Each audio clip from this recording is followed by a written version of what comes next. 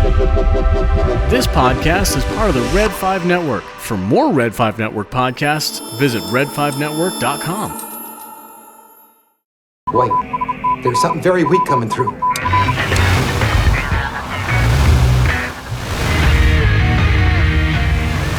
A long time ago, in a galaxy far, far away.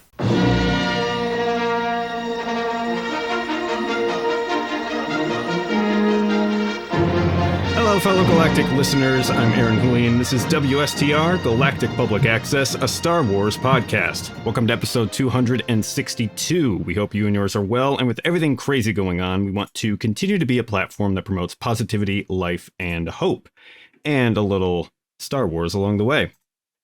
So, we got a special episode coming up for you. We've got a local Chicago artist here with us by the name of Steve Connell. Welcome to the show, Steve. Thank you. Glad to be here. I must say, I've never been on a Star Wars podcast, so this is going to be fun.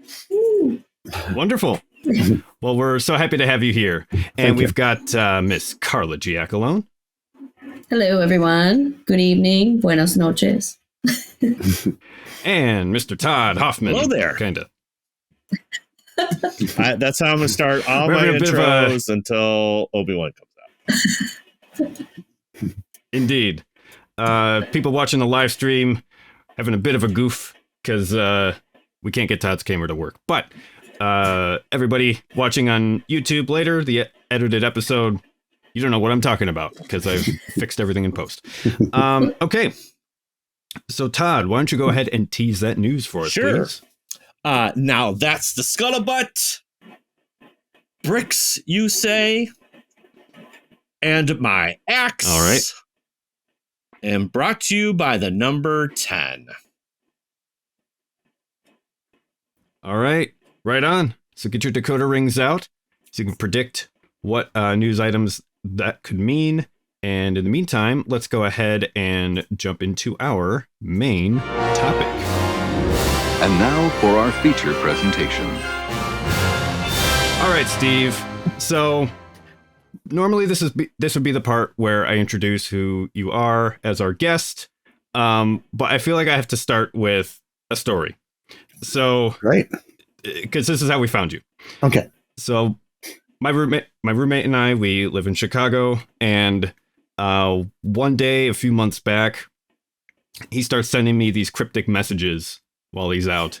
I'm just here at home, and he's sending me these messages, and he's like, dude, we're living in the Matrix. There's something weird going on. I'm like, what are you talking about? And he was in a art gallery in Andersonville, one of the neighborhoods here. Mm-hmm. And he starts sending me some pictures of some of the art that he's finding.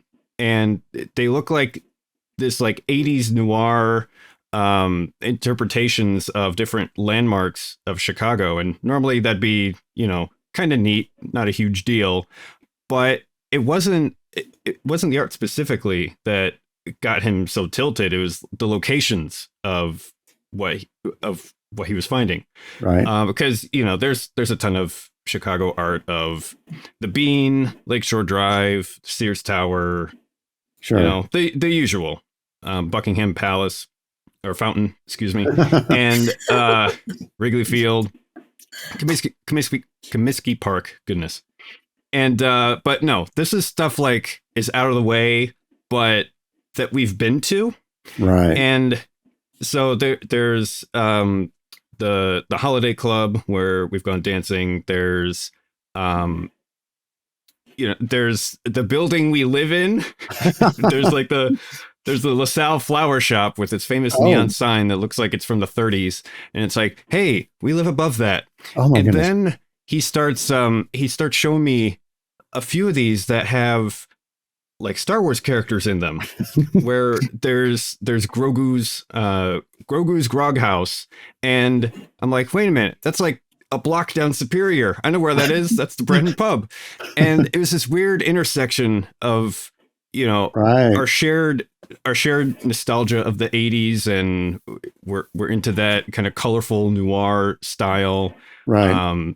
These locations in Chicago that are near and dear to our hearts, and Star Wars. There's this weird mashup, and so he's freaking out. He's sending me these messages. I'm freaking out because I'm like, how could this have happened? So anyway, we bought some prints. They're hanging up in our apartment right now. I made them just for you. So there you go. You that's had to why have they known exist. somehow.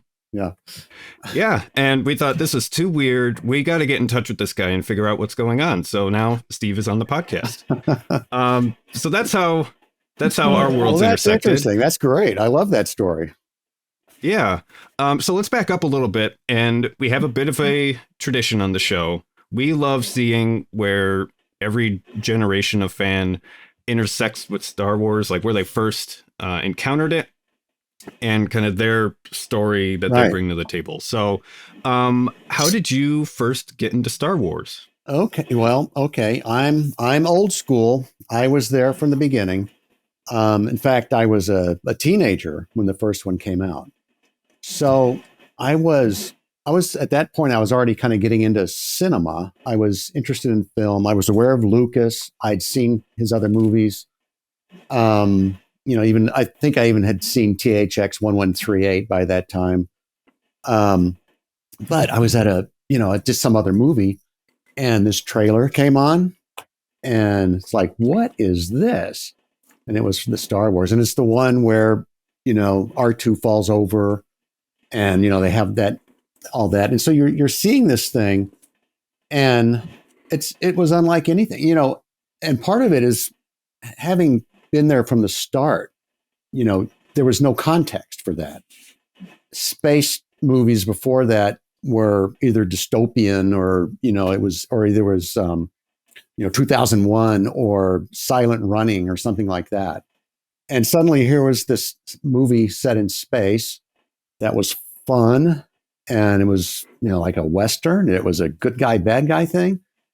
And of course, being there from the beginning, the phenomenon of it, and just the lines around the block, and we all had to go back and see it again and again, and then the anticipation of the next ones. And so that was that, and it was really something to be there when it came out. So it sounds to me like you were kind of you caught the first crest of this wave in pop culture, right? And then getting to see how that changed cinema, for one thing, and then just how it became part of our collective history, over time. And I'm not a pure Star Wars aficionado, but like a lot of people, it's just been part of my life for a long time. And the first trilogy, when Return of the Jedi came out, was it like 83? Was it? I happened to be visiting friends in California, in LA. So I was able to see that at one of those big Westwood theaters there. And it just so happened to be one of the ones that Lucas had just recently oversaw the whole THX sound system. And that was like one of the first times that had been put into use. So walking in there and, seeing that for the first time and having that sound, spin around you, and then the stuff there with the speed, the speeders and the, how everything was new at that point. It must have been something. It was amazing. So as a kind of counterpoint to our first question, how did you first begin this journey into the art world? So I was, I could always draw. I was one of those kids that could draw in school. I had a dad that was a packaging designer. He used his art in different things. He started a company and used his art. He designed homes and stuff. So I had the influence from him. And so, I could do the posters in school. I could do the really well illustrated book reports, that sort of thing. So it was just natural for me. And then I got into photography, and I was into cinematography from just an outside point looking in. And when I went to college, I was studying art and film. So it just continued. I ended up getting into commercial art, and that's what I've been doing for most of my career, is working for myself, but taking on clients, different. Chicago. One of the reasons I moved to Chicago was so much is based here, so many corporations and associations. So I was able to get a lot of work through that. But not just through commercial art, but I also appreciate fine art too, and I love going to the Art Institute. I love whenever I'm in another city, I go to the museums, and so it's just been part of my world. Excellent. So you have this series of art that you've been working on, Chicago Night, and so what kind of kicked off that? Yeah, series? So that was interesting. So what happened was I've illustrated in lots of different media. I've done acrylic and oils. I worked with clay over the years. I've tried different things. I was a very early adopter in my commercial work with Photoshop as a illustration tool. I mean, I was doing that so early on that clients thought I was performing magic because I could come in and do something quickly. You're just using the force. That's what you're using. That's right. Exactly. But so what happened was about 7 or 8 years ago, something like that, one of the first little painting apps came out for the iPhone originally. So I downloaded it. It was one called Brushes. And, I just would finger paint like on the phone, just with my finger, and fell in love with the app, started printing them out, and realized that this was a whole new medium, that this is a medium unto itself. Switched over to an iPad, devoted more time, and then kind of was able to do what I naturally like. And what you were talking about earlier, that sensibility, I've always liked the late night urban, even though I grew up in a small town in Texas, but I've been in Chicago for 30 years, but I was always drawn to kind of that urban landscape, and an influence has been Edward Hopper, which everybody knows his Nighthawks painting, but he did a whole series of night paintings, and it's that urban isolation. It's, being in a city, and you have, you're almost like voyeuristically looking in on another world that's interior. But just the visuals of the light, the saturation you get at night, the reflections, the neon. And so what you were talking about. So what happened, I started doing some of these. I did a painting of just an old SRO building, hotel down the street, and had a neon. And I love the way I was getting it to look with this medium. And so I did another one and another one. And before I knew it, I had a thing going. So I started showing these to people, and they really responded.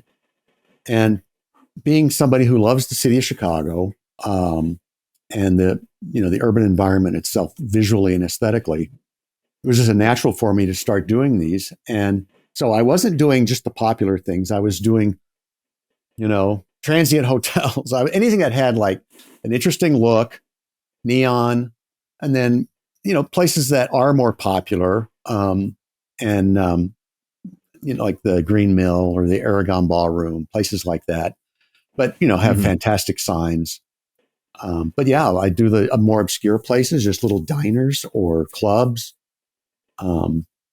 places that nobody knows. Now, Steve, do you take like a photograph of that and then kind of go back and paint it, or how do you so being an illustrator, being a painter, my tendency, what I'll do generally is I'll either go photograph at night or even in the day, or I'll just find, these days I can go on to Street View. And in fact, I think for LaSalle Flowers, which is one of my latest ones, that basically was done from just a Street View image, but then I do my setting at night. No, I paint it. I do a sketch, just like I would a traditional painting. That way I have complete creative control, artistic license. I can, move things around, idealize the places. I like kind of that loneliness. So I take out the cars and just maybe have a lone figure or two people wise, that sort of thing. So, yeah. So no, it's fun because it's all the same skill set that I have for traditional painting, but I'm doing it now digitally. So it's an amazing technology now. Yeah, that's awesome. Have you ever taken any inspiration from other cities? I always take inspiration. I haven't done a lot of the painting because Chicago has so much. And since I started this, and it's become sort of a thing for me now. So now what I'm doing is I'm making all the prints, everything myself. I'm now making my own metal prints. I'm even now putting my work on coasters and things like that. I have a heat press and so it's Chicago there, since I'm in the city of Chicago and I mainly do Chicago art shows. So I go to a ton of shows. It's pretty much centralized here, but I have been influenced by other cities for sure. I mean, New York, of course, is a great city. Boston would be another great city to do. I mean, I could definitely branch out and do other cities, but I haven't made my way through Chicago yet. So when did you start combining this with Star Wars? Yeah, so that's kind of fun. So I probably about 3 years ago. Time goes by, maybe it was longer, but I had been doing these actual locations, and I just decided, it'd be fun to just branch off, kind of do something with a little sense of humor and something just kind of different, but set it as though it's in Chicago. And I thought, what would be more perfect than to do a Star Wars bar? And my first one, and I don't know if you guys have seen them, but my first one is Yoda's Lounge, which I set in, kind of a, almost like an alley bar set with Chicago stuff in the background. And I've got the stormtrooper just hanging outside, looking at his iPhone. And so I did that, printed it up, printed in multiple sizes and formats, put it on canvas, and brought that to one of my shows. And people really responded, And so that's when I realized how many people there are out there that love Star Wars. There's a lot. And it's amazing. And, the other thing about Star Wars is it's so cross-generational now. Mm-hmm. I'm trying to think of other things that are like that. I don't even know of anything that's that cross-generational. Maybe The Simpsons by now, perhaps. It's been on a long time. Yeah, I like. Yeah, that's the thing. Yeah, I was just gonna say I like the blend of the two. Like you have this established format, and then you just throw in a little Star Wars, and it just like feels very natural. Like I'm looking at like your Jabba Tiki Hut and your Lair. Leia's Lair. I like that one. Yeah. Yeah. And then the one that I think Aaron, this is the one you got right with the Grogu, the one with the Irish pub one. Yeah, we've got Grogu's Grog House, which is so fun to say. I know. I try to get the alliteration where I can, but formerly Baby Yoda's. Right, exactly. But so I did the first one and got such a good response that's like, okay, well, this is fun. I'm going to do another one. That's when I did Leia's Lair. Then I thought, okay, I need a set. I need 4 of these things. Right. And then I did Jabba's Tiki Hut, HUTT. Thank you very much. And then Jedi Knights, NIGHT without the K. Right. Knights as in nightclub. And that's when I put, so what's funny is for me, as I was doing these, going to shows, I wasn't aware of how popular Boba Fett had become over the years.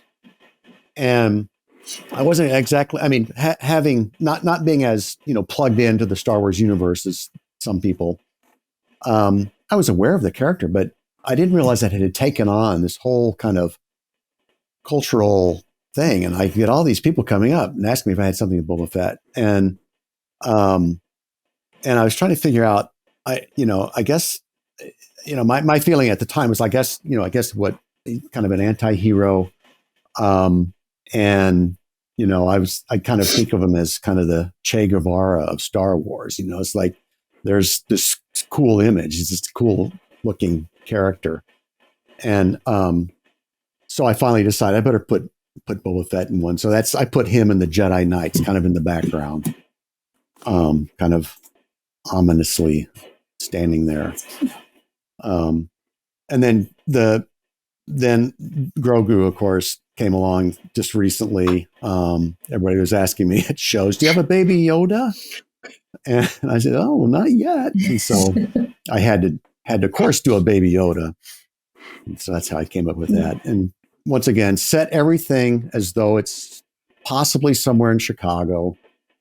I stick, even though I kind of create the places from scratch, or I will take bits and pieces from influences, stuff that I see, and just kind of combine them, and then do my Star Wars thing to them. It's really cool because it almost gives me a sense of Coruscant, with all of the lights and stuff like that. Like the combination is it's perfect. It looks so cool. Yeah. And it's fun because I get to do the same style that I do everything else in. And, as you can tell, I do love that noir, that late night thing with, one of my other influences cinematically. I have a lot of cinematic influences, but one of them was Blade Runner. Preach. And yep. Yeah. And, with the neon and everything, if you remember, everything was wet. Yes. The streets were always wet. I was literally just going to ask you, why do we like neon and wet streets? I don't know. Us why. That's why a good question. I have no idea, but somehow it's in us, I guess. Yeah. And so, my roommate has a theory about that. Yeah. Not less a theory, more just an observation. Like any 80s movie, it's all wet. Yeah. Everybody's wet in 80s movies. It could be rain, it could be sweat, it could be slime or goo, ectoplasm, whatever. Everybody's wet in 80s movies. And I think you've got I don't know something why, there. but and see, that was a big influence for me. The 80s movies were big. And there was a Michael Mann movie, one of his first ones, called Thief, which actually was set in Chicago. I've seen it. Yeah.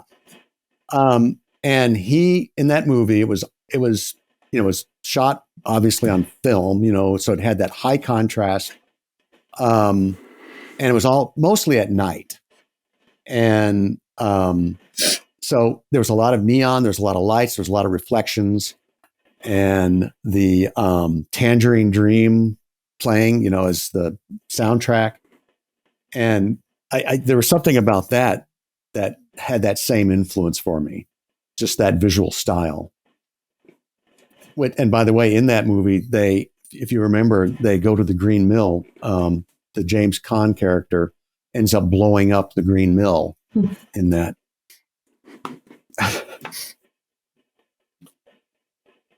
Awesome. A classic Chicago film. Right.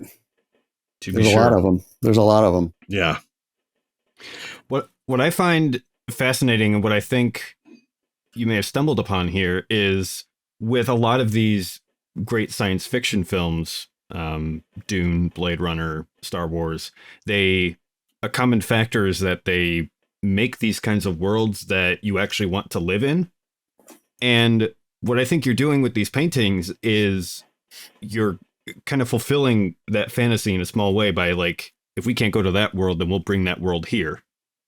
And so it's, if you live in Chicago, if you're local to here, then you'll be like, hey, I've been there. And then you're inviting us to imagine Star Wars being a part of that experience too. Right. I think that's fascinating.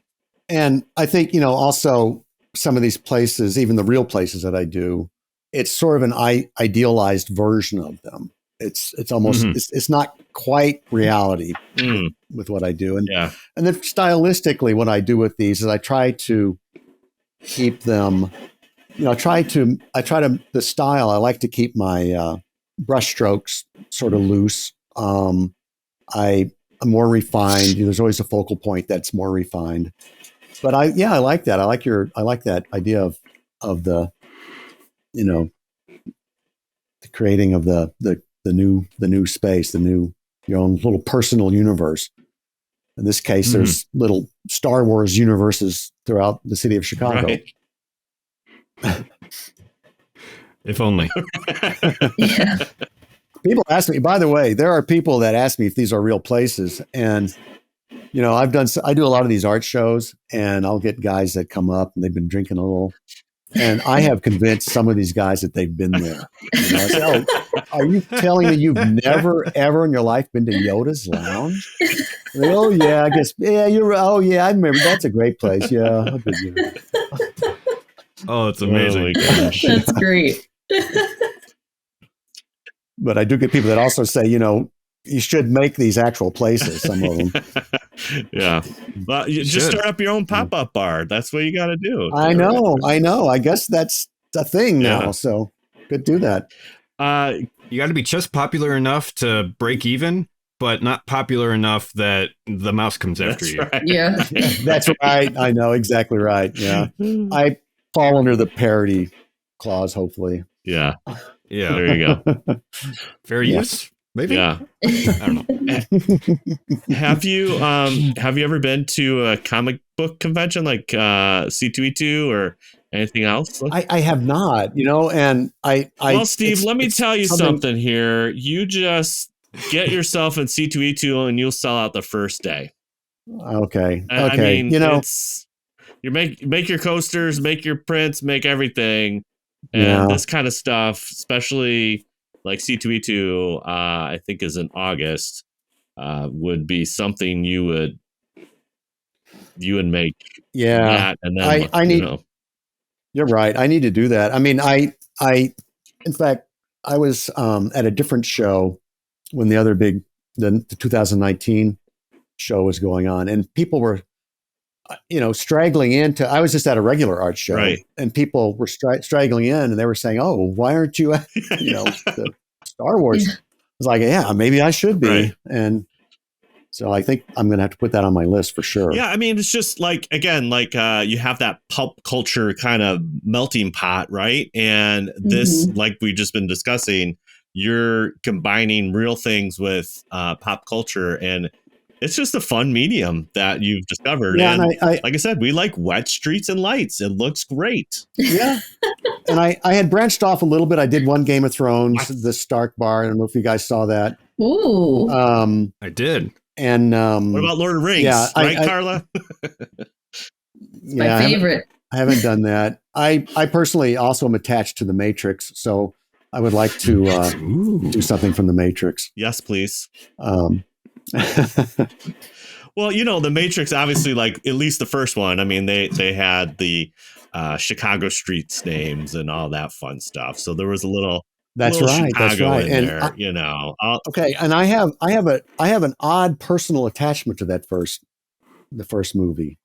Yeah. I had when I was living in Texas before I moved to Chicago, there was a guy that was a sound engineer. He was just starting his career, came down to Texas to do recording. He was doing post-production sound on one of his first movies. I went and helped him. This was a friend of a friend. I went and helped for a couple of days, created all these sounds with him. He had a Nagra recorder at the time. And, we were going around and he wanted to get actual sounds. This movie that he was working on was set in an old farm. There was all these old things. There was a gate. There was this old iron gate, moved it back and forth really slow. And then there was a mailbox, and I said, "Hey, push your microphone in here." And I made the popping on the cheek sound, that sound for him, recorded it, all these things. Okay, scene changes. This guy becomes very famous. He's done multiple movies. He's not a direct friend. He's a secondary friend, but I reconnect with him right as The Matrix comes out. Turns out he did all the sound on The Matrix, and he won the Academy Award for it. And he said, "Oh, by the way, remember all those sounds you helped me make way back on that farm in Texas? Those are scattered all through The Matrix." And he said, "In fact, that sound that you made in the mailbox with your cheek is like you're all familiar with the original Matrix, I assume." Yes. Mm-hmm. So when Neo puts his finger, he takes the pill, puts his finger into the glass, and the glass kind of melts around his finger. He pops back and the sound goes. He says, "That is that sound you made. I slowed it down, added reverb, and that's the sound." He said, "Also, all the atmospheric creaking sound of the Ebenezer ship was that metal gate that you were moving back and forth at different speeds, and I altered that. And also," he said, "all the rain in that movie was rain he recorded outside my apartment at the time because he stayed over at my place and it was raining. And he said, I've used that rain in almost every movie I've ever done." And he's done a lot. Yeah. Whoa. So I have like a fun, weird little personal attachment to a movie that I loved before I knew that. Right, yeah. I saw the movie. Yeah. I had no That's so idea cool. that stuff was in there. Right. And little did I know, in retrospect, that sound out of my mouth was in the movie The Matrix. Well, now I'm going to be thinking about that every single time I see that I know. movie. I want you're never That's going to see. amazing. You're never going to see that scene again when Neil's finger pops back. Right. The Yeah. Well, I mean, Yeah. that's Wow. very similar to, like what Ben Burt did with Star Wars, right? I mean, he's just recording everything, and those different combinations is what makes, Star Wars feel very real. So the fact that the Matrix also feels very real, but it's also, not, it's science fiction as well. I mean, it's just awesome that those are practical sounds and you had a part in it. Yeah, but also just The Matrix. Also from a visual aesthetic, I love it. Of course, same kind of thing. And so but yeah, so it's endless how many offshoots I could do with this style. Yeah, I mean, I think there's obviously different, Carla wants a prancing pony like ASAP.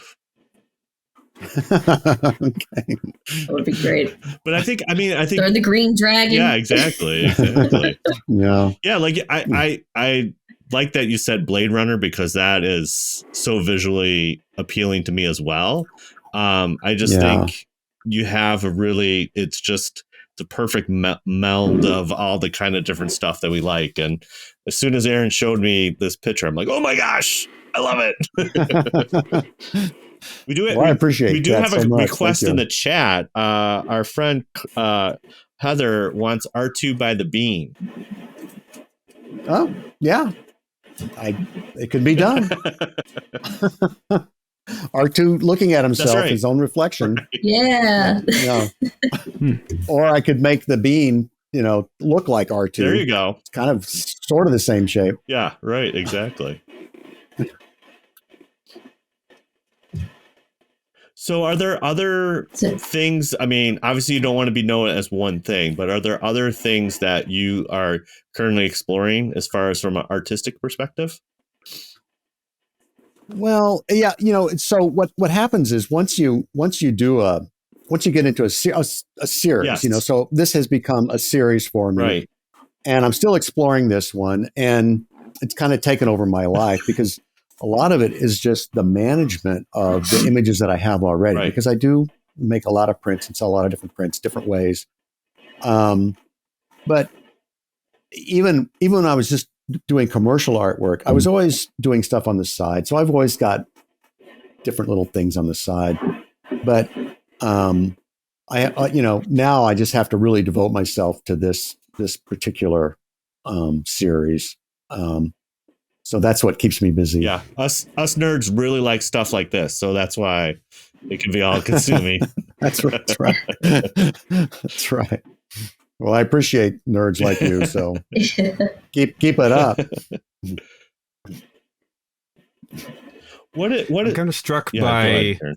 the I'm kind of struck by just the simplicity of how this all started with first an iPhone, then an iPad, and you described it as like finger painting. Yeah. With and digitally finger painting. So I guess I'm thinking of like young aspiring artists who I guess there's this fiction going out there that you need to have like this giant Cintiq drawing tablet and stylus and Not at all. this other equipment to get started. So for people out there who just have their phone or just have a tablet, like for any young aspiring artists, what kind of advice would you give to them?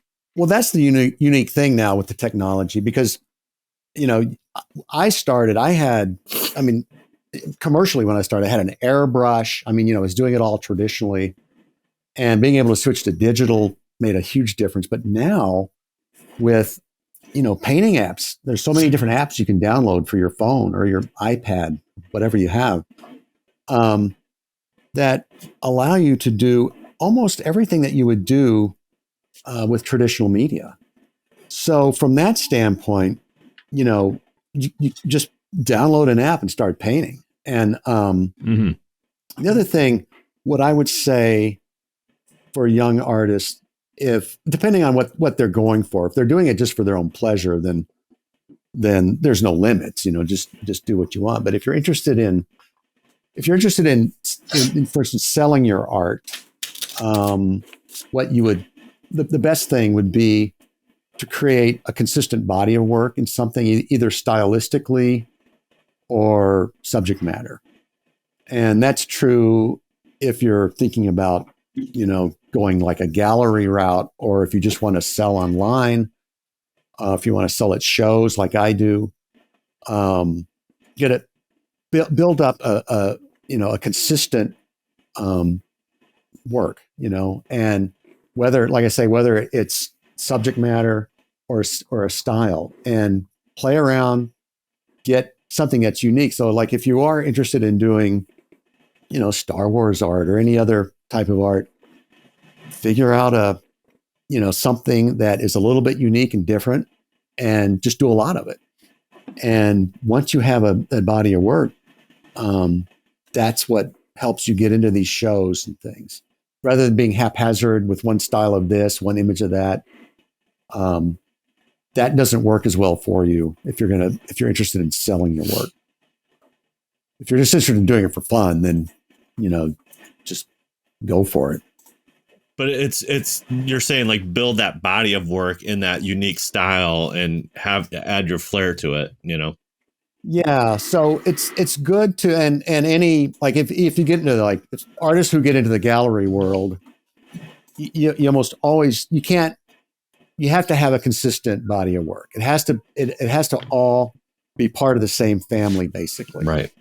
I think a lot of times, and I was like this when you're younger, you're showing off with, if you have a technical skill, whatever, and you just think by drawing something really realistic that's all you need to do. But that should just be a tool for you. Being able to do that is just a tool.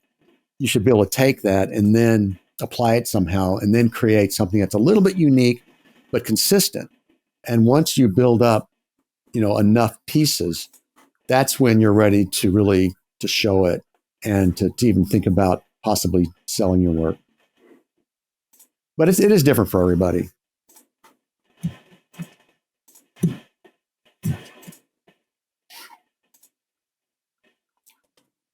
Sounds good. So when it comes to Star Wars, is there anything that you're looking forward to with what's coming next?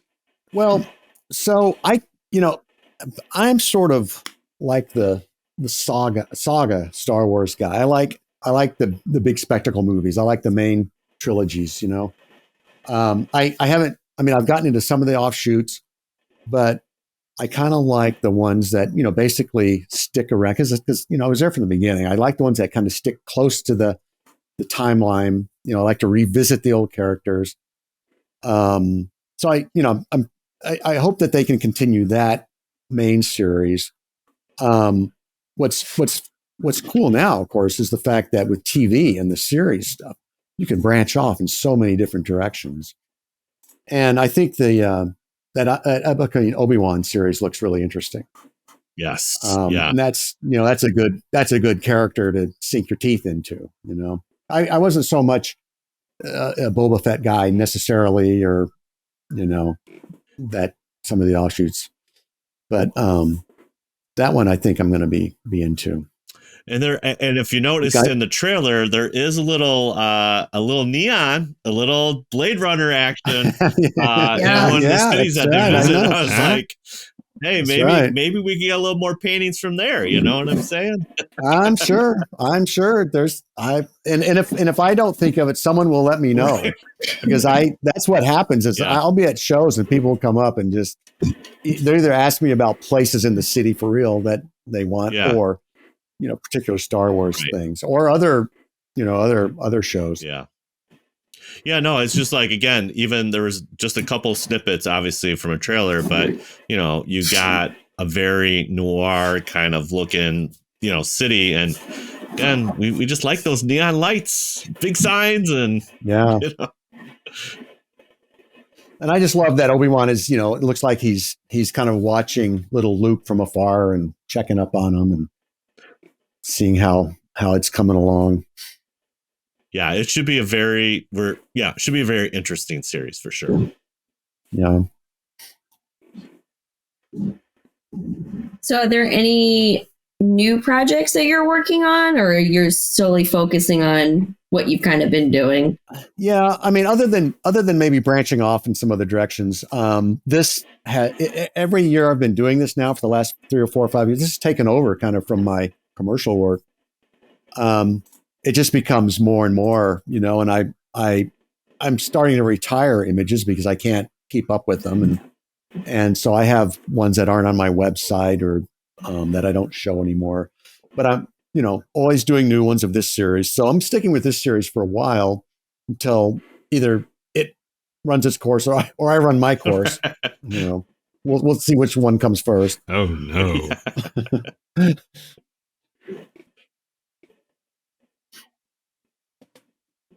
All right. So as we kind of wrap up here, where can people find you and where can people find your work? Okay. If they're in Chicago, they can come to many art shows. Either there's outdoor shows. I do indoor shows. I do the big One of a Kind show every December at the Merchandise Mart. Online, they can go to my website, the best place to see all my stuff and to purchase if they're interested. And that's just my name, www.steveconnell.com. Or if they can't remember my name, you can just go to nightpaintings.com. I secured that name, just nightpaintings.com. And pretty much everything is on there. I can do multiple sizes of prints, different surfaces. I have an Instagram. I'm not as social media savvy as I should be, but it's just Chicago Night Paintings at Chicago Night Paintings. So that's, or you just might see me out, wandering the streets at night, getting inspired. That's awesome. Excellent. All right. Well, thank you, Steve, so much for being a guest on our show. It's been awesome Thank to you. have you. I loved it. This was really fun. I mean, this is a really great idea. It's a fun show you guys have too. Well, thank you. Oh, thank you. Thank you. And I appreciate what you were saying about my work and how you felt like it was specifically done for you. You're looking into our souls, Steve. Well, you're looking into our souls. I am. That's the best when art touches you in that kind of personal way. So thank you. I appreciate it. Thank you so much. Maybe we'll see it Star Wars Celebration some year. I keep reminding. I'm going to do it. I am going to do it. Definitely. Hey. I'm going to start looking it up and applying and see if I can get into that. It's not too late. Yeah. Thanks, guys. All right. So we got a bunch more episodes to come. Let's go ahead and pay some bills first. So here's why you should check out Audible. It's a fantastic way to support the podcast. It costs you nothing, but we get a little kickback. That's always great. And you know what? You might actually learn something along the way because we know where you're at. You're busy. No matter what you do, you're busy. There's just not enough time in the day. You should be reading books. You should be learning something, but who's got the time? Well, you do. Now with Audible, you could have people professionally read books to you for free. Ain't that sweet? Head on over to audibletrial.com/WSTR. Start your free trial of Amazon's audiobook streaming service. And you get to pick one of over 425,000 titles to choose from. And you get to keep it forever. That's a pretty good deal. It costs you nothing. You also get 2 free Audible originals. Those get cycled out every month if you want to continue the subscription. But here's the best part. If you just want to, support the podcast and take the money and run, take the audiobook and run, no harm, no foul. You can cancel anytime during your trial period, not pay a dime. Jeff Bezos loses, WSTR wins, you win. It's all great. We'll play Yub Nub or Jedi Rocks at the end and we'll all be happy. Oh, wow. Locking neck. Come on. Get it right, Aaron. All right. Whatever your fancy. audibletrial.com/WSTR for your free trial. We're also on Patreon, patreon.com/WSTR media. Great way to support the podcast directly. You can join Jeremy Myers, Scarif Scuttlebutt, Elena Strikes, Nicholas Schaefer, Rural Farm Boy, David Sager, and Kevin Abato. They are directly contributing to the underwriting costs for this podcast, and for that, we thank you. They're also enjoying content that you can't get anywhere else, including Heather's Holocron, Carla's Costuming Corner, and Tabletop Workbench by yours truly. And coming very soon is a behind-the-scenes look at WSTR. Have you ever thought, why does everything go wrong constantly during the live stream? Have you ever thought, how do they do it? How do they have video and audio versions of the podcast? Are you just not curious at all, but you want to see how the sausage is made? Well, that's coming soon. A behind-the-scenes look at WSTR. It's going to be in-depth. I'm going to be looking at every single stage of the podcast and holding your hand as I guide you through it. And partly because I just think it's neat, but also it's like, hey, if you're part of the Red 5 network or another Star Wars podcast and you want to see, how they're doing things, maybe learn a thing or two, that'd be great. So keep an eye out for that in the next few coming weeks, whenever I can finish that. But that's over at Patreon. And if you want to join in, throw us a few bones and we'll actually throw some swag back in your direction. So that's pretty sweet. Okay. Bills are paid, which means only one thing. Carla, it's time for the Twitter trash compactor. Get in there, you big polio! I don't care what you smell! All right. So, 2 weeks ago. 2 weeks ago. Time. Oof. So 2 weeks ago, we were celebrating the 25th anniversary of the Star Wars Special Editions. Came out in 97. We talked about all the different changes that George had made throughout the 3 original trilogy films. We kind of discussed, what our favorite parts were, maybe what the parts were that we didn't really like so much. But we threw it out there to Twitter and we wanted to know what your favorite edition of the Star Wars Special Edition is. Or what's your favorite change in the Star Wars Special Edition? We got a few write-ins, but our 4 choices were the Luxor droids,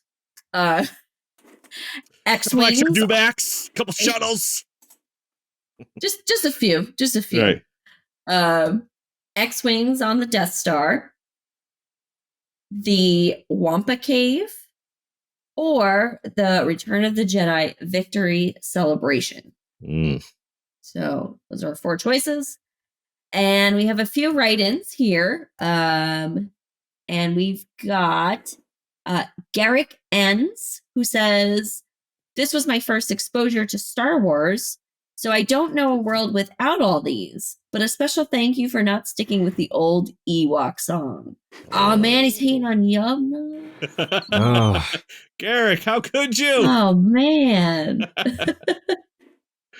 All right. We've got Captain Ambivalent staying positive. The whole Death Star attack sequence did become clearer, and the new Ewok song was a vast improvement. Oh,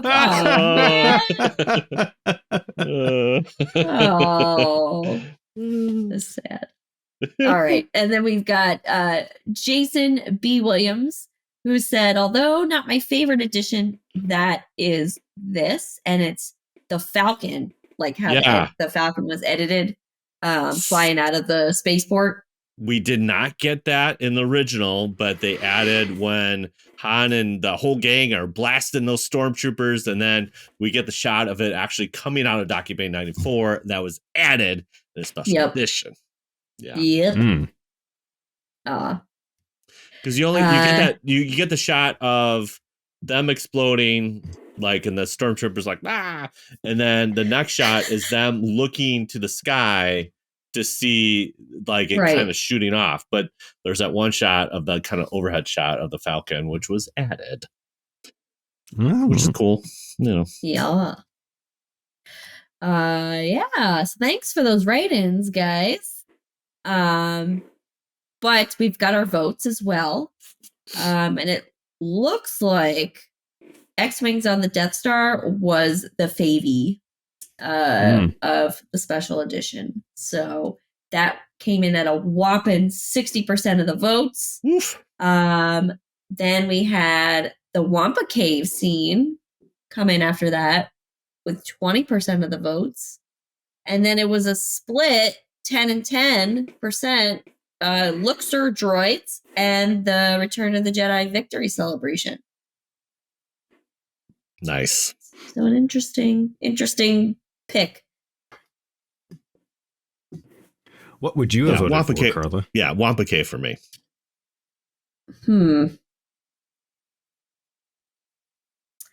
I mean, I think I do like the victory celebration at the end. I mean, minus like Yum, because I love Yum Nub. You like the Yum Nub. But I do like how they showed all of the different planets celebrating. It kind of makes it bigger. Like, it definitely makes it bigger.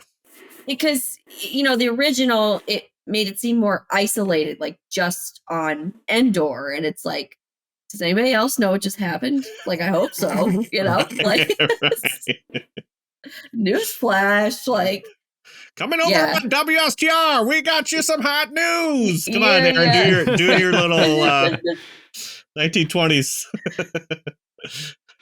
impression. Broadcasting now, we've got live coverage of the destruction of the second Death Star of the Galactic Empire.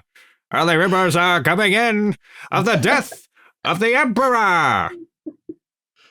That's it. News to follow. Perfect. Keep stay tuned. I do like it bigger. It's cool seeing, and obviously we have familiar sets, so I like how it shows like, hey, yes, these people are partying the street. There's no more Empire. Let's do this. I definitely like that. What about you guys? Well, I kind of have a soft spot for the Return of the Jedi victory celebration that they added. Mostly because of the music, Jedi Rocks. It's like it's like every animated movie in the 90s into like the early aughts. During the credits, there's always like an R&B like down tempo song. And that's what I see here with Jedi Rocks, where it's like I have a soft spot for that. I don't know why. But I will say, I think the Wampa Cave is the better addition. That's the right answer. It just sells the kind of terror and tension that you need for a giant snow beast that just drags you off. And it's munching on your tauntaun. It's a small and subtle thing, but it makes a huge difference.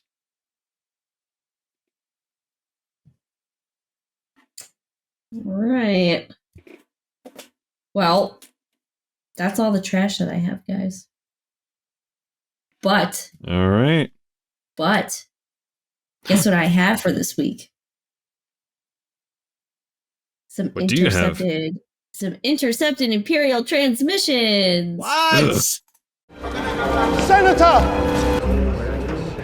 Intercepted Imperial transmission, Mom. All right, so we like to ask some pretty tough and, challenging questions here on the podcast. And we wanted to know, we've kind of been leading up to this. Yes. Is it Team Yub Nub or Victory Celebration? This is it right here. Oh my God. This is it.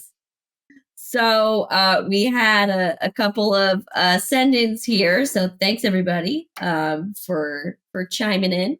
And we have an email first up from our listener, Josh Austin. Hey, Josh. He said, Team Yum Nub all the way. Yes, Josh. Thank you. You can stay and listen all you want. Yes. And he says, in fact, when I showed my wife Return of the Jedi for the first time, I made sure to show her the Yub Nub ending just to make sure she saw the right version. Oh my God. Mm-hmm. So we've got one for Team Yub Nub. Yes. All right. Yes. Next, we've got a voicemail from our friend Ro. We fire that voicemail. Here we go. Uh-oh. Greetings, galactic listeners of WSTR Galactic Public Access. This is Ro from the Scarif Scuttlebutt podcast. About your question you guys posted regarding Yubnub or the celebration fanfare at the end of Return of the Jedi, that's a good question. It's a question that will be pondered for many years to come. But one of the things that I wanted to say is I think I enjoy them both. Obviously, Yubnub is very nostalgic. That was the original one. But there's something about the celebration fanfare that was included in the special edition that is really inspirational, especially after you see such an amazing array of celebrations going on throughout the galaxy. You've got different planets celebrating. You see a revisit of Coruscant where the statue of Palpatine is knocked over. Very iconic imagery there. And I think it's something that I really enjoy. Like I said, I enjoy both of them, but if I had to pick one, probably the celebration fanfare. That's my take on it. And I'm looking forward to the rest of the show, and that's the Scuttlebutt. Thank you so much, Ro. Wow. Thanks, Ro. Wow. He went neutral, but then at the end, he went victory celebration. Yeah, he turned. Man. He turned. How dare you? Oh, man. Nicole in the chat says, I like both endings. So she's taking the neutral stance as well. Yeah. Man, you can't like vanilla and chocolate. You got to pick one. Or swirl, Aaron. They're swirl. I'm kidding. Why not both? Yeah. Okay, no los What if dos? you, like, I wonder if anyone spliced it so it's like the victory scene, like the ending, but then it's the Yub Nub music over it. Yeah, Could you I'm sure there's a YouTube edit out there. I will find it. Let's. Oh, that's that'll be on my amazing. homework. Yeah, I love it. Yub Nub. Yeah, I just love it. Yub Nub. Yeah. I do like that. Like I said earlier, I think I do like the world building aspect of it, but there's something nostalgia about that stinking Yub Nub song with them banging drums on a stormtrooper helmet. It's just all kinds of cutes. Yes. All right. Well, thank you to Josh and Ro for sending in your responses, and thanks Nicole for chiming in on the chat too. So yeah, thank you. yeah. All right. Todd. It's time to read the news. It's news of the week. And now, the Star Wars News of the Week.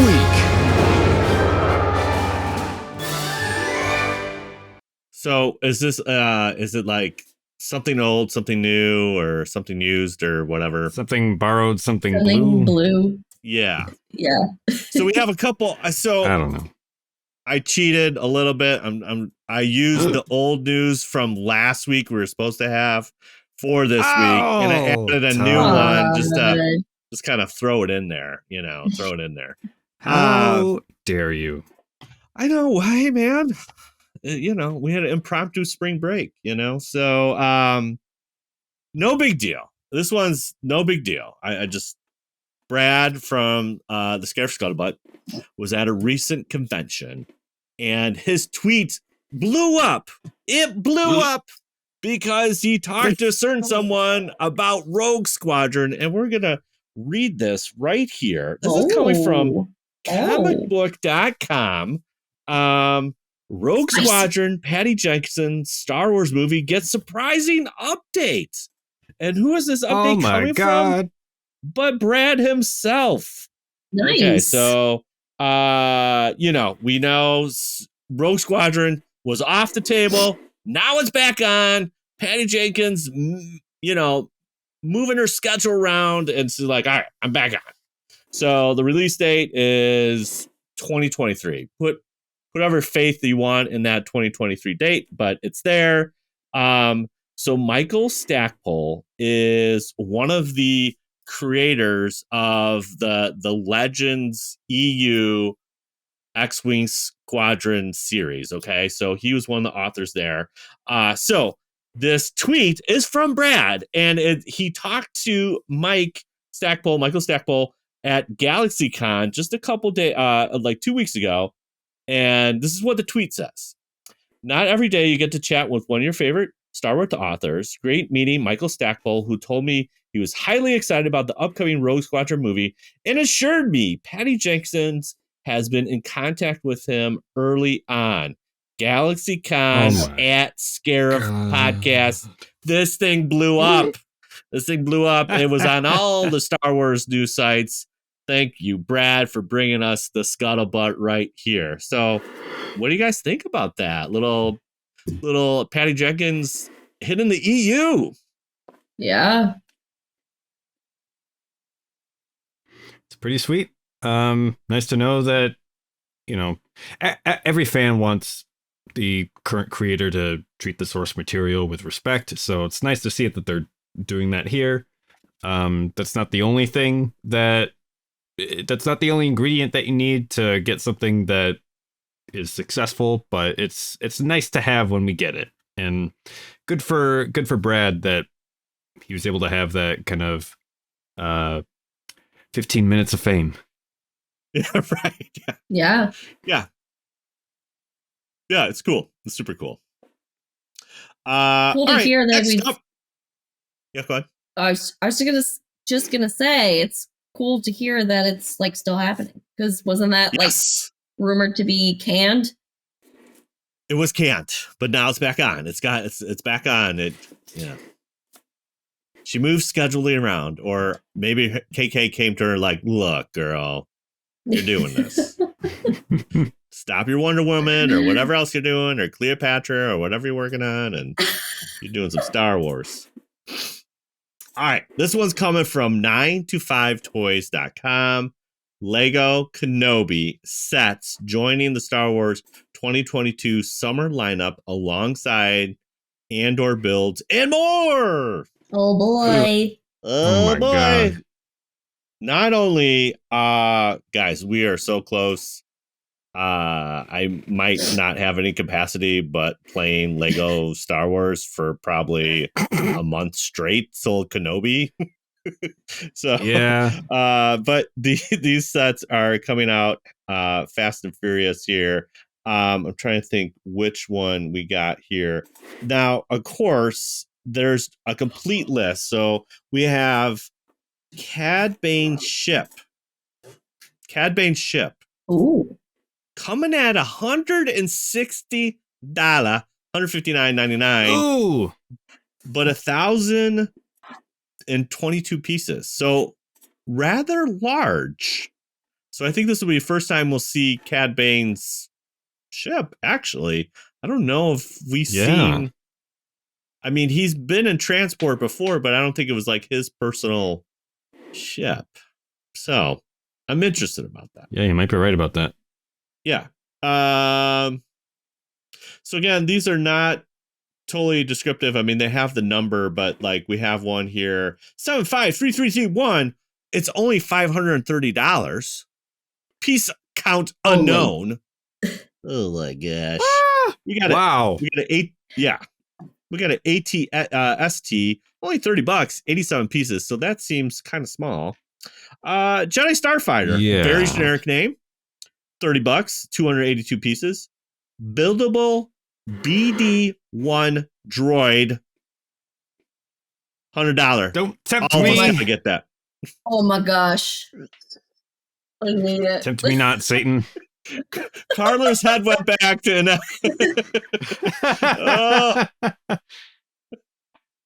1,062 pieces. So I'm hoping, you know how they had the Dio droid where it was kind of like on a little stand. They have the R2 droid. I'm hoping the same thing with BD1, and this will be a day one purchase for me. Show. That's not bad for $100. No. I'll take him. I don't know. I'll take that little BD. I love him. We got 2 Kenobi pieces. So Kenobi coming in at $49.99, 408 pieces. So a medium-sized set, I would say. And then Kenobi, $100, 924 pieces. So a larger set there. So then we have an ATTE, which is a crawler from the Clone Wars, and that's $140. Coming at 1,082. And then finally, Andor, $70, piece count unknown. Ooh. Unknown. So there you have it. A little, just a little flavor, but honestly, I'm really excited about that BD1 droid. So I wonder if any of these are going to be a Celebration exclusive.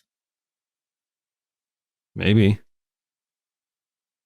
Because they always do it. Carla, Lego always does something. I'm gonna Venmo you some money if there's any.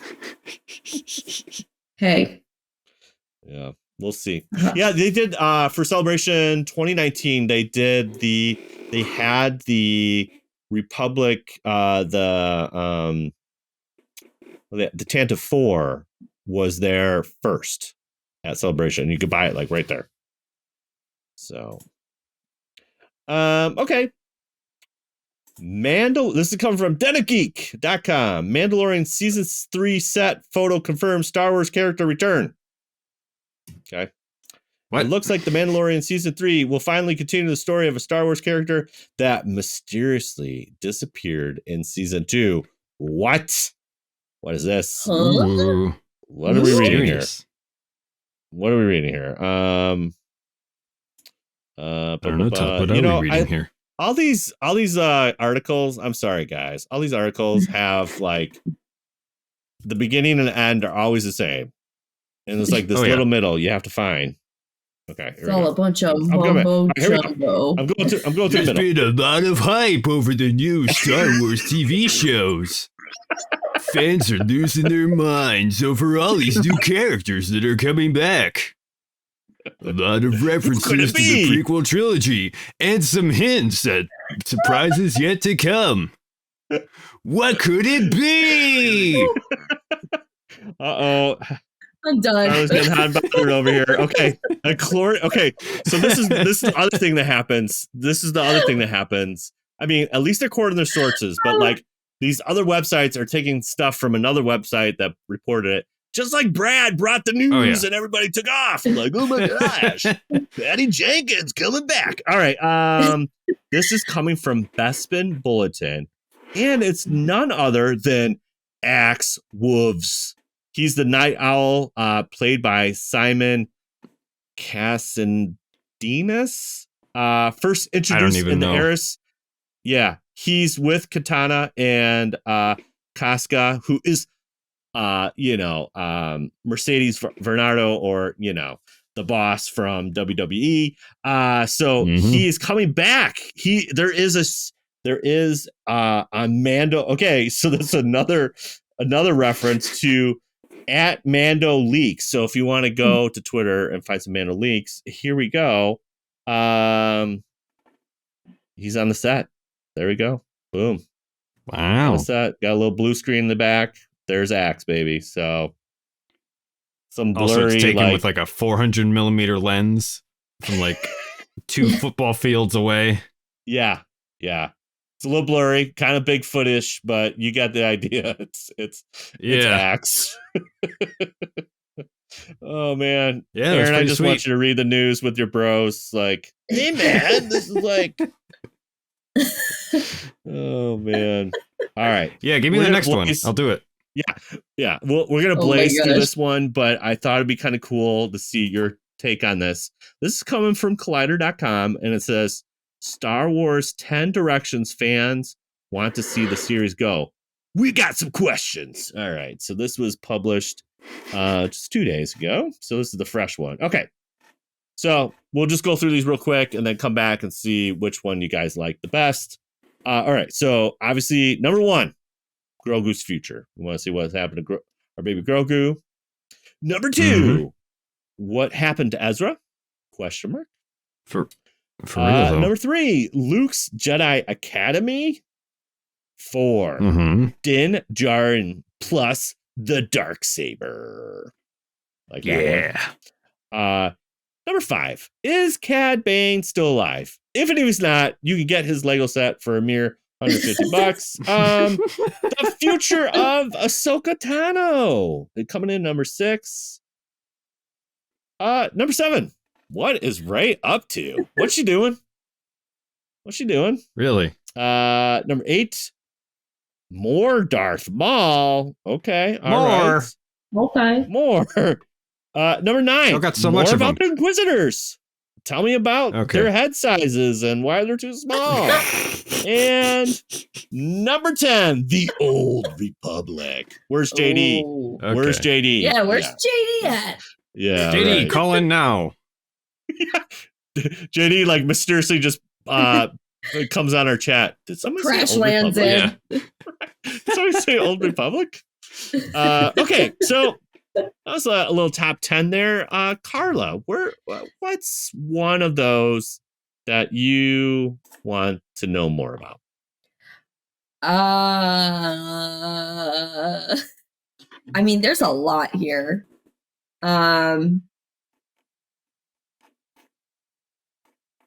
I guess. I mean, I feel like Old Republic is kind of like I think everybody wants to know. Yeah. Like, when is it going to happen? Like, we've been wanting this forever. Like, just give it to us right now. So I'm going to put that one to the side. Okay. But I think Grogu's future is intriguing because, like, ultimately he chooses to go with Din. But I feel like his story as a Jedi in training and a Force sensitive being is not. I feel like it's not done. Like it's not. Oh, definitely finished. not. Yeah. So Yeah, I'm curious. I'm curious about like how is Grogu gonna like balance that? Will he maybe be pulled back to his Jedi training with Luke? Like, who knows? Yeah. It's very interesting to see how that's going to play out because it's like, Mando season 3, other than, picking up with the whole Darksaber storyline, like I'm trying to figure out like what else they could possibly do with the Din and Grogu, But I mean, hey, obviously more spoilers, Grogu, right? More Grogu. I'm happy. Yeah, I think obviously with Book of Boba, we thought we were going to see that in season 3, but we got that Book of Boba as far as, and it wasn't a very long separation, so definitely interesting. I'm with you. I think that's pretty interesting. Aaron, what do you say? What anything out of there that what's your I mean, I'm interested in all of this, but I'm really invested to see what happened to Ezra. Yeah. If the space whales saved him or not. That's right. Really invested in Ahsoka. I want to know what she's up to, what she's doing, where she was during Empire and Return of the Jedi. Because my goodness, I've had enough Darth Maul. More Inquisitors, yes please, and of course the Old Republic. I almost at this point, I've been thinking about this. I've been for years. I've been saying, let's get away from the Skywalker saga, and Star Wars could have gone the way that Star Trek did, where it's like, you know what, we've told enough stories. Let's go 100 years in the future, and obviously there's going to be some ripple effects from what happened before, but we have like all new characters and new locations and all that. We could just tell a new story. I still think that's in the cards for Star Wars in the future, but it's not going to be for a while. We're still kind of in this super concentrated area of Star Wars history where everything connects to everything else and it's all leading up to each other. And I still think there's some room for good storytelling in there, but I think at some point we're going to be like, you know what? This era of Star Wars history is done. We're closing the book on that chapter. We're going to open up a new one. I don't know when that will be. Hopefully not before Disney just drives it into the ground and everybody hates it. But until then, I'm really interested to see where all these story threads go. Okay. I'm going to say Darksaber and Din. I really want them to go back to Mandalore. That's something I really want to see on screen. I know we saw it for half a second with the kind of T2 destruction there, but I don't know. There's something about that are they going to restore the throne of Mandalore? Who's going to take up that seat as the rightful heir? There's a lot of things there that I really would love to explore. I think that would be really cool. And I'm with Aaron. I really am invested in Ezra. I really want to see where they drop Thrawn's name. So I'm like, can we, hopefully that shows him Ahsoka, but I don't know. I would love to see something in the unknown regions and have Ezra come back would be a very cool Star Wars moment. So I'm excited for that. Yeah. Do you guys think that they would ever, because I'm just thinking about the Thrawn novels, more so the Ascendancy trilogy than the first Thrawn trilogy, new canon, by the way.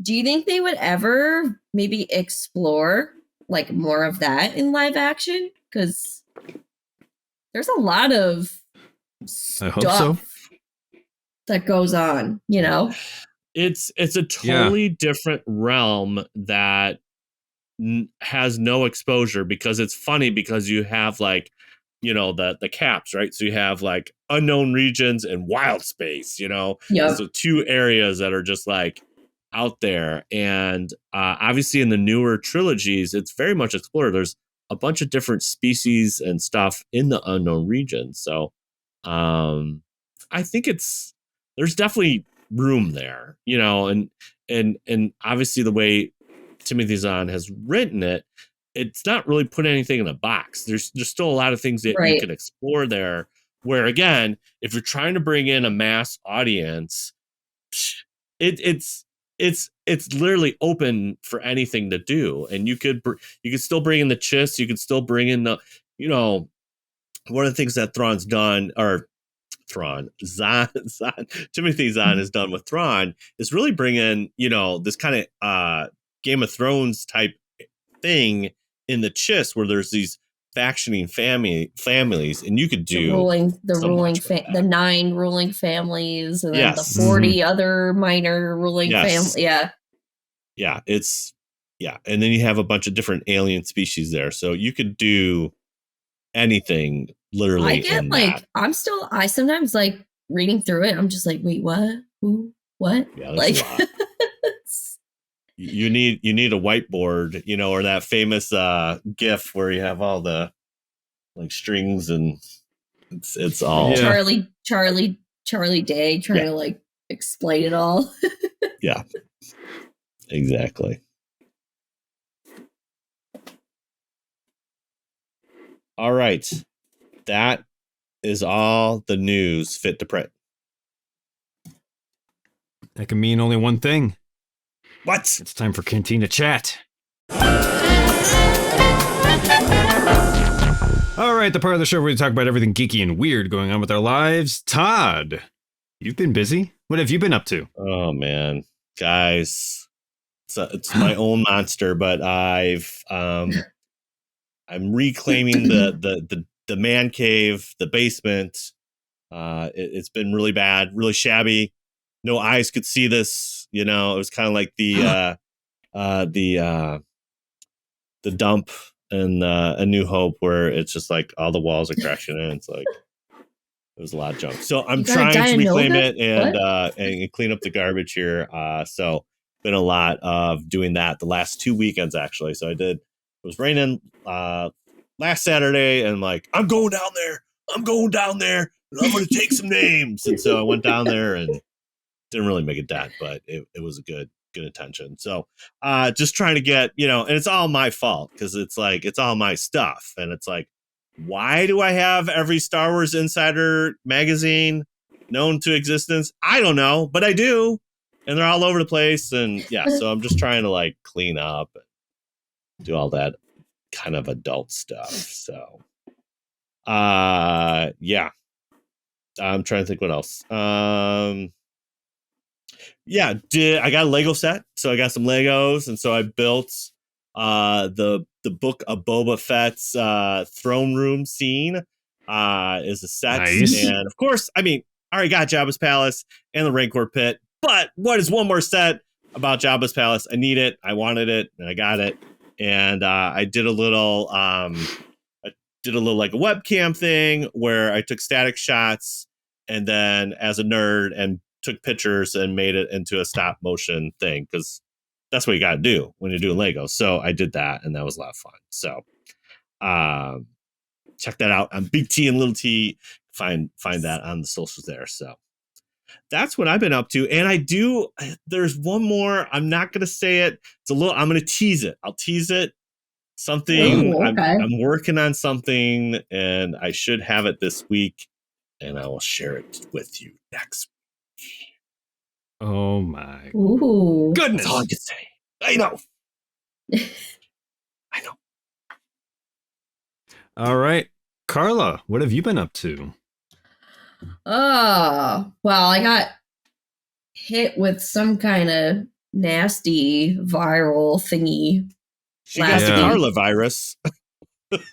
Yeah. Well, Monday I didn't have a voice. Tuesday I didn't have a voice. Wednesday I didn't have half of my voice. Went to the doctor. Yeah. They tested me for strep and COVID, all that stuff. No, you just have an infection. I'm like, cool. So, I haven't been feeling so great. I still have a little bit of this goop in my head and everything. Slime. Goop in the back of my throat. So was dealing with that, but when I had the energy to do so, I picked up my Thrawn Greater Good novel because I stopped hard reading it. I was like, I need to finish this because I need to finish the third one, which has been sitting on the bookshelf since I ordered it. So I'm determined to catch up with the canon novels. The High Republic stuff, the audiobooks, I'm like way behind, but I'll get to it at some point. So it's fine. Eventually. So doing that, we got a new TV and a sound bar. So that was very exciting. Nice. A nice upgrade. And with that, I threw in Elden Ring again. And guys, I'm actually making some progress. Yeah. Hey. Not a lot. Yeah. But I finally leveled up. Because for the longest time, I was like, what am I doing wrong? Why can't I level up in this stupid game? So I leveled up. I got past this one really creepy it's like a watch guard dog thing, but it was just really the creatures in this game are really just some of them you look at it and you go, oh no, no, what is that? Yeah. What is that? But yeah, so I'm making some progress there. I was happy because I was very frustrated. Ready to be nope, done. Dunzo.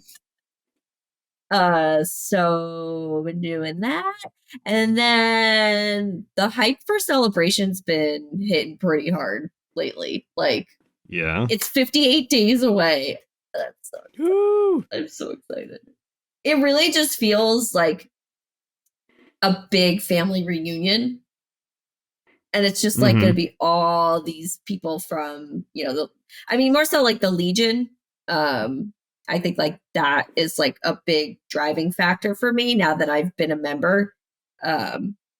Just coming in and who's coming in from where and all this stuff. And it's just going to be a good time. So I'm excited. Yeah. I wish you guys could be there. You're not doing it's not in your backyard this time. I know. Yeah. You're not doing another outfit, are you, for Celebration? You got 50 days. No. Might as well, Well, originally my goal with the Cloud City Leia was for Celebration. Yeah. It's not happening. So my plan is, okay, by the end of 2022, Carla, you need to have that costume done because it's already been taking a year and a half to just do the embroidery, the embroidery. Right. But yeah, no, I'll just bring what I've got in the stash. You got plenty, Carla. Don't worry. Exactly. You got and plenty. I gotta pack it and figure out how I'm gonna put it on the suitcase. With Chicago, it was nice because I drove, so we just put it on the car. It wasn't really an issue. Yeah. But now it's your weight and the plane. Yeah. That's the one thing I'm already stressing about because I hate flying to begin with. And I pack a week ahead of time too. And I'm still just I don't know what I want to wear. So then I bring my whole closet. That's the problem. Brian's going to be okay, these got to be under 60 pounds. Let's go. Come on. Yeah. But Padme in Attack of the Clones. yeah. Wasn't there a subplot where she brought her entire wardrobe? Yeah. And it gets stolen or something? Yeah, she brings. What am I half remembering? I think it's in one of the. It's in a comic book. I think it's also in one of the Queen's, Queen's Shadow or Queen's Peril. Yeah. Oh. Yeah, you have to transport all of her clothes. It's not just pick a few out. She's no, she's extra. She's I gotta bring all of them. Everything. Everything's gotta come with me. Everything. So yeah. Yeah. That's me. A little extra when it comes to travel. But yeah, super excited. Right. Can't wait. It's gonna be fun. So awesome. Aaron? Yeah. So my roommate recently got me a tablet. It's an old Samsung Galaxy Tab from 2015 that he got from his work. So he basically set it up for me as a comic book reading device. And so I've read through Year One and The Long Halloween. Those two are so Batman good. lines. Ooh. So Yeah, that's so good. yeah, I'm supposed to read. I can't find it. Something else next for the next one, but I've really been enjoying it. It's been a nice productivity thing too, because I could set up my schedule in my calendar at the start of the day, and then just like switch that to my tab and just like carry it around with me as I work, and I always know what I'm supposed to be doing. So it's nice. And Aaron, you're supposed to be doing this right now. Oh, yes, that's right. Thank you, Aaron. Yep. I mean, yeah, it's a struggle. Then we had the return of the apartment Star Wars night, which was yesterday. We watched through double feature, The Empire Strikes Back and Return of the Jedi. So we went from like the best Star Wars movie to the most mediocre one. Yeah, it was some whiplash, but we had a lot of fun. Whoa. Watch out, Aaron. Yeah. Jeez. Aaron's like moving on. Hey, I told you we had a good time. We had a good time. No, it's been a few months since we had our Star Wars night, so it was nice. And then like halfway through, we had some pizza, and then we played a Star Wars trivia Jeopardy game that Josiah put together, and he was kind of running the show, and he counted himself out because he knows too much about Star Wars, and he asked me like if I wanted to play or if I should recuse myself, and I'm like, you know what, I'll take myself out. But he set it up so that everybody got either one hint from him or one answer from me. It was like a Who Wants to Be a Millionaire, Call a Friend type deal. So they could either tap him once and get a hint, and or tap me and get an answer. So I think we should have him on the show and play Star Wars Jeopardy. Let's do it. We should. Can we do that? Oh my gosh, that would be so much fun. Yes. That would be awesome. We'll get him on. So. Yeah, and then also with Josiah, a couple days ago, I went to a medieval torture museum. Okay. So random. This is, continue. Okay. Yeah, it's right next to the Chicago Theater. Very famous high class location, and then it just tucked in right next to it is like this medieval torture museum.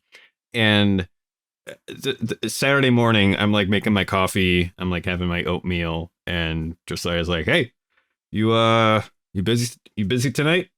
"No, not really." "All right. Want to go to this torture museum?" And I thought about it for about 5 seconds, and I was like, "You know what? Yeah. Let's go." So we made an adventure out of it. We went there. It was more of a gallery than a museum. I was hoping for some more like in-depth information about each one, but no, it's like, first of all, we were worried that it was going to be like a haunted house type thing. And so we both agreed, like, if we step in there and something like jumps out at us, we're leaving. But no, it was not that. It was very kind of, they have these don't bring your kids to this. It's very gory, but they have these like not only like actual artifacts of a bunch of torture implements, but also like wax or rubber figures like being subjected to them. So use your imagination. Wow. But no, there are no like jump scares or anything. It's just kind of solemn and dark, and you make your way through. And I was hoping for a bit more historical information about each one, but it was more like, this is what this thing was used for. It was used on heretics and traitors. Also, it was invented by Spain. It's like 90% of them. So hoping for a bit more information. Then we found out that we could have had like an audio guide in our ears the whole time. It's like, okay, maybe it's worth back. Yeah. But so it was more of a gallery than a museum, but fun date idea.